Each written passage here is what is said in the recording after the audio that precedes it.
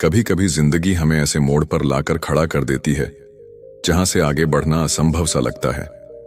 गरीबी, ताने, समाज की बेरुखी, सब कुछ हमें तोड़ने की कोशिश करते हैं। लेकिन अगर इंसान के अंदर हौसला हो तो एक मुलाकात, एक मौका उसकी पूरी तकदीर बदल सकता है। आज की कहानी एक ऐसे ही गरीब लड़के की है जिसने अपने संघर्ष से अपनी दुनिया बदल दी। आइए इस प्रेरणादायक सफर को करीब से महसूस करते हैं। उत्तर प्रदेश का एक छोटा सा गांव रामपुर, जहां सुबह की हल्की धुंध में बैलों की घंटियों की आवाज गूंजती थी। चौपाल पर बूढ़े लोग हुक्का गुड़गुड़ाते और बच्चे खेतों की पगडंडियों पर नंगे पैर दौड़ते। खेतों में कोयल की कुहुक सुनाई देती और हल जोतते किसान अपने उजले भविष्य के सपने देखते।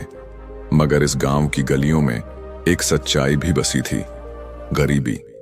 इसी गांव में रहता था रघु, 17 साल का एक दुबला पतला लड़का। चेहरा तेज था, आंखों में बड़े सपने थे, मगर हाथों में फटी हुई पुरानी कमीज और मेहनत की लकीरें। उसके पिता का कई साल पहले बीमारी से देहांत हो गया था और अब उसकी मां रोमा दूसरों के घरों में काम करके किसी तरह घर चला रही थी। रघु की हर सुबह भूख से शुरू होती और मजदूरी से खत्म होती। पेट की आग सपनों से बड़ी थी, लेकिन सपने मरने के लिए नहीं बने थे। वह दिन भर खेतों में काम करता, कुएं से पानी निकालता और कभी कभी गांव के अमीरों के बैल साफ करता। कभी कभी काम ज्यादा होता, मगर पेट भरने लायक पैसे कम ही मिलते। रघु जब भी किसी अमीर किसान को अपने खेत में हंसते हुए देखता, उसकी आंखों में एक अजीब सा सवाल तैरने लगता। क्या गरीब हमेशा गरीब ही रहेगा? क्या मेरे हाथों की लकीरें कभी बदलेंगी? शाम को जब रघु घर लौटता तो उसकी मां रोमा चूल्हे के पास बैठी लकड़ियां जलाती मिलती। कभी कभी वह इतनी थकी होती कि उसका चेहरा बुझा बुझा सा लगता। उसके हाथों में अब भी काम की महक थी, किसी के घर के झाड़ू पोंछे की, किसी के चूल्हे की, तो किसी के कपड़ों की। रघु मां के पास बैठता और कहता, मां, तुम कब तक दूसरों के घरों में काम करती रहोगी? मैं अब ये सब नहीं देख सकता। रोमा उसके उलझे बालों को प्यार से सहलाते हुए हल्की मुस्कान में कहती, बेटा, गरीब का संघर्ष ही उसकी तकदीर होती है। रघु की आंखों में आंसू आ जाते। उसे मां की मजबूरी से नफरत थी, उसे इस गरीबी से नफरत थी। उस रात जब चूल्हे पर 2 रोटियां सिक रही थीं, तब रघु मां के पास बैठा था। उसकी भूख से आंतें कुलबुला रही थीं, मगर उसने देखा कि मां ने खुद के लिए रोटी नहीं निकाली। मां, तुमने अपनी रोटी क्यों नहीं ली? रघु ने पूछा। रोमा मुस्कुराई और कहा, बेटा, मैं दिन में खा चुकी हूं, मुझे भूख नहीं है। रघु जानता था कि यह झूठ था। उसने मां की सूखी हथेलियां देखी और समझ गया कि मां के लिए उसकी भूख से ज्यादा उसकी भूख मिटाना जरूरी था। उस रात जब मां सो गई तो रघु खाट पर बैठकर चांद को देखने लगा। उसकी आंखों में आंसू थे, मगर उन आंसुओं में हार नहीं थी, बल्कि एक नया संकल्प था। अब और नहीं, मैं इस गरीबी को अपनी तकदीर नहीं बनने दूंगा। गांव की पगडंडियों पर जब भी रघु गुजरता, लोग उसे देखकर फुसफुसाने लगते। कुछ लोग ताने कसते, कुछ हंसी उड़ाते। अरे रघु, गरीब का बेटा कभी साहूकार नहीं बन सकता। सपने मत देख, वरना भूखा मरेगा।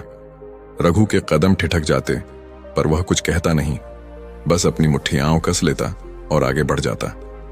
हर दिन जब वह खेतों में मजदूरी करता, किसी न किसी की बातें उसे चुभती। लोग कहते, देख लेना, तेरा भी हाल तेरे बाप जैसा ही होगा, तंगहाली में जिएगा और एक दिन ऐसे ही मर जाएगा। रघु का खून खौल उठता। वह गुस्से में अपने फटे हुए जूते देखता और खुद से सवाल करता, क्या सच में गरीबी मेरी तकदीर है? उस रात चांदनी तेज थी, मगर रघु के मन में अंधेरा भरा था।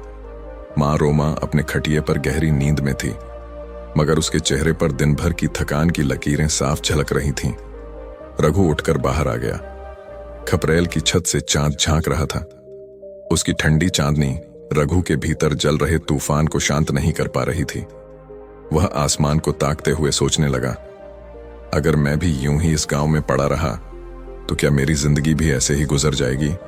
मजदूरी, ताने और फिर एक दिन चुपचाप मर जाऊंगा। उसका दिल जोर से धड़कने लगा। नहीं, उसे कुछ करना होगा, उसे यह गांव छोड़ना होगा। वह जानता था कि यहां हर दिन वही तकलीफें दोहराई जाएंगी, वही समाज, वही ताने और वही गरीबी। लेकिन अगर वह शहर जाएगा तो शायद उसकी मेहनत का कुछ और मोल हो। शायद उसे वहां कोई ऐसा रास्ता मिल जाए जो उसकी तकदीर बदल दे। वह खटिया पर बैठा बैठा पूरी रात यही सोचता रहा। सुबह जब सूरज की हल्की किरणें घर की टूटी छत से अंदर आईं, रघु ने मां के पैरों में सिर रख दिया। उसकी आंखें नम थीं, मगर चेहरे पर एक दृढ़ निश्चय झलक रहा था। मां, मैं अब और मजदूरी नहीं करना चाहता, मैं शहर जाऊंगा। मां रोमा चौंक कर उठ बैठी। उसकी आंखों में घबराहट थी, जैसे किसी तूफान की आहट महसूस कर रही हो। बेटा, शहर बेरहम होता है, वहां किसी को किसी की परवाह नहीं। उसकी आवाज कांप रही थी। उसने अपने कमजोर हाथों से रघु के सिर को सहलाया, जैसे उसे रोक लेना चाहती हो। बेटा, मुझे छोड़कर मत जा, मैं अकेली कैसे रहूंगी। रघु की आंखों में आंसू आ गए, मगर उसने अपनी भावनाओं को काबू में रखा। उसने मां के हाथ थाम लिए और कहा, मां, अगर मैं यही रह गया तो हम हमेशा ऐसे ही ताने सुनते रहेंगे। मैं तुम्हें इस हाल में नहीं देख सकता। मैं मेहनत करूंगा और हमारी तकदीर बदलूंगा। रोमा की आंखों से आंसू बहने लगे। उसने अपने आंचल से रघु का माथा पोंछा, मगर कुछ कह नहीं पाई।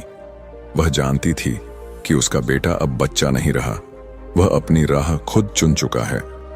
रघु की आंखों में अब डर नहीं था, बल्कि एक जलती हुई चिंगारी थी, सपनों की, संघर्ष की और जीत की। मैं गांव छोड़कर शहर जाऊंगा, वहां मेहनत करूंगा और अपनी तकदीर खुद लिखूंगा। गांव के लोग उसे रोक नहीं सके। ताने अब उसके लिए सिर्फ हवा की आवाज थे। रघु का सफर शुरू हो चुका था। रघु शहर तो पहुंच गया, मगर यहां गांव की तरह कोई उसे नाम से नहीं बुलाता था। सड़कों पर भीड़ थी, मगर हर चेहरा अजनबी। जेब में सिर्फ 10 रुपए थे और पेट में भूख। पहली रात उसने एक बंद दुकान के बाहर पड़ी बोरी पर सोने की कोशिश की। ठंडी हवा बदन चीर रही थी और पास बैठा एक कुत्ता भी उससे बेहतर हालत में था। उसने सोचा, क्या मां सही कह रही थी? क्या यह शहर सच में बेरहम है? मगर अगले ही पल उसने खुद से कहा, नहीं, मैं यहां हारा नहीं हूं। सोचते ही सोचते वह सो गया। अगले दिन जब वह उठा और काम की तलाश में निकला तो उसने देखा, शहर की भीड़ भाड़, ऊंची इमारतें, सड़क पर भागती गाड़ियां। रघु के लिए सब नया था। गांव के खुले खेतों की जगह अब यहां धूल भरी गलियां थीं और पंछियों की चहचहाहट की जगह बसों और हॉर्न की आवाजें। पेट में भूख लगी थी और जेब में सिर्फ कुछ सिक्के। उसने सोचा, अगर आज काम नहीं मिला तो रात को भूखा ही सोना पड़ेगा। रघु कई दुकानों पर गया, मगर सबने उसे दुत्कार दिया। कोई कहता, अरे लड़का है, काम नहीं कर पाएगा। तो कोई कहता, अभी जगह खाली नहीं है। आखिरकार शाम को एक छोटे से ढाबे पर पहुंचा। वहां एक मोटा लाल टीका लगाए मालिक बैठा था। रघु ने हाथ जोड़कर कहा, साहब, मुझे काम चाहिए, जो भी काम देंगे कर लूंगा। मालिक ने उसे ऊपर से नीचे तक देखा। उसकी फटी कमीज, थके हुए पैर और चेहरे की मासूमियत देखकर हंस पड़ा। बर्तन धोने पड़ेंगे, करोगे? रघु के मन में एक पल के लिए झिझक आई।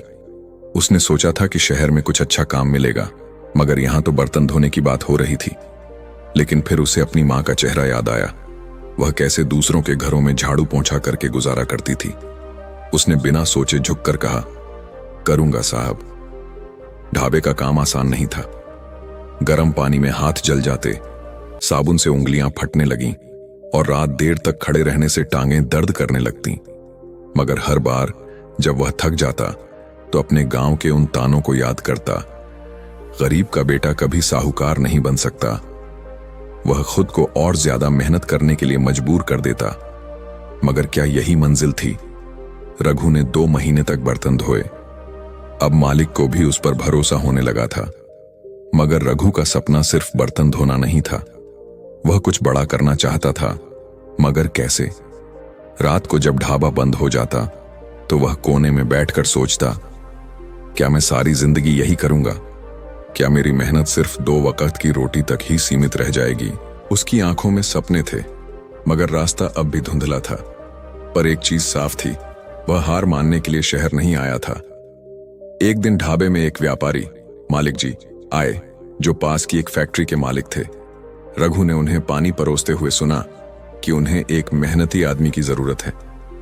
रघु ने झट से कहा, साहब, मुझे काम दे सकते हैं? मालिक जी ने उसकी आंखों में कुछ खास देखा। काम तो दूंगा, मगर मेहनत करनी पड़ेगी।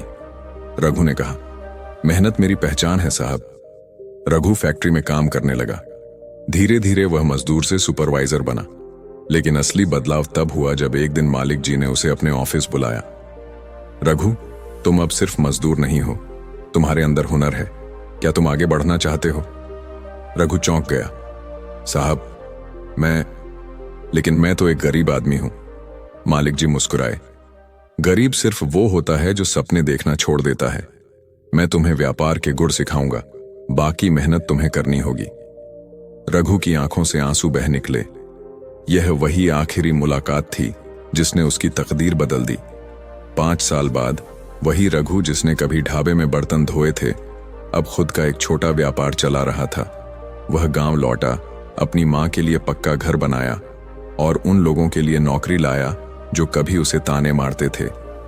आज मुझे एहसास हुआ कि गरीबी कोई अभिशाप नहीं होती, बस सही मौके और हिम्मत की जरूरत होती है।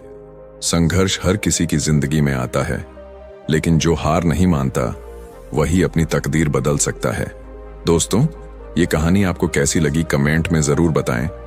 अगर आपको यह कहानी प्रेरणादायक लगी तो इसे अपने दोस्तों के साथ जरूर शेयर करें। फिर मिलते हैं ऐसी ही किसी प्रेरणादायक सच्ची कहानी में।